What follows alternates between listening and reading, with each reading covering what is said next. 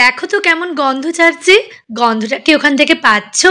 যদি না পাও তাহলে আমি বলে দিই যে এটা কিন্তু ভীষণ সুগন্ধি এবং ভীষণ সুস্বাদু একটা ফ্রাইড রাইস। এটা হলো আমার মায়ের হাতের ওয়ান পট ফ্রাইড রাইস। মানে এখানে চালটাকে ওই মশলা এবং সবজির সাথে একসাথে ভেজেই কিন্তু মা ফ্রাইড রাইসটা বানিয়েছিল। এর জন্য আলাদা করে চালকে সেদ্ধ করতে হয়নি। হ্যাঁ, আমার মা এইভাবেই ফ্রাইড রাইসটা বানায় এবং খেতেও ভীষণ সুন্দর হয়। আর বানাতেও ওই মোটামুটি ধরে নাও 15 থেকে 20 মিনিট টাইম লাগে চাল সেদ্ধ হতে, আর সব মিলিয়ে ওই আধা ঘন্টা মতো। নমস্কার, আমি সায়ন্তনী ব্যাঙ্গালোর থেকে চলে এলাম আজকেও আবার একটা সুস্বাদু রেসিপি নিয়ে। আসলে আমার কি হয় সমস্যাটা, আমি যখন ফ্রাইড রাইস করি ওই চালটাকে আলাদা করে সেদ্ধ করা, মানে হাফ সেদ্ধ করা, আবার সবজিটাকে ভাজা, তারপরে কাজু কিশমিশ ভাজা, এই সব করতে গিয়ে একটা হচপচ ব্যাপার হয়ে যায়। মানে হলো এক গাদা জিনিসপত্র লাগে, তারপরে একবার এখান থেকে তুলে ওটার মধ্যে ঢালো, এটা করো সেটা করো, এক গাদা বাসন বেরিয়ে যায়, খুব সমস্যায় পড়ে যায়। কিন্তু আমার মা কি করে, একটাই প্যানের মধ্যে একেবারে তেল দিয়ে নিল, তার মধ্যে দিয়ে নিয়েছিল তোমার এখানে মটরশুঁটি আর গাজর দিয়ে সেটাকে একটু নুন মিষ্টি দিয়ে ভেজে নিয়েছে, তারপরে আগে থেকে হোমমেড ঘি দিয়েছিল 2 চামচ।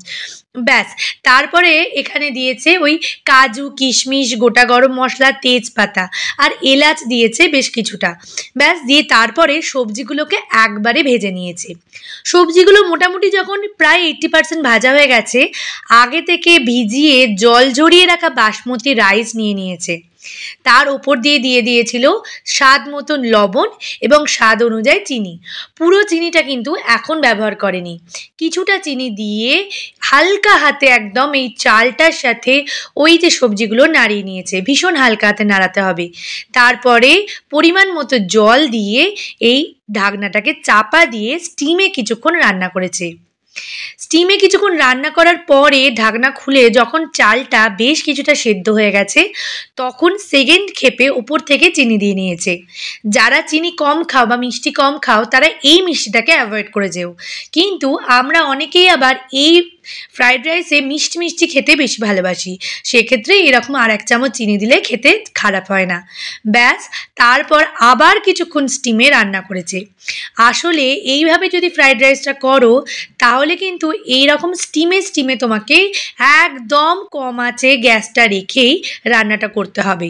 তাহলে আধা ঘন্টার মধ্যেই এত সুন্দর একটা ফ্রাইড রাইস, মানে ওয়ান পট ফ্রাইড রাইস রান্না হয়ে যাবে।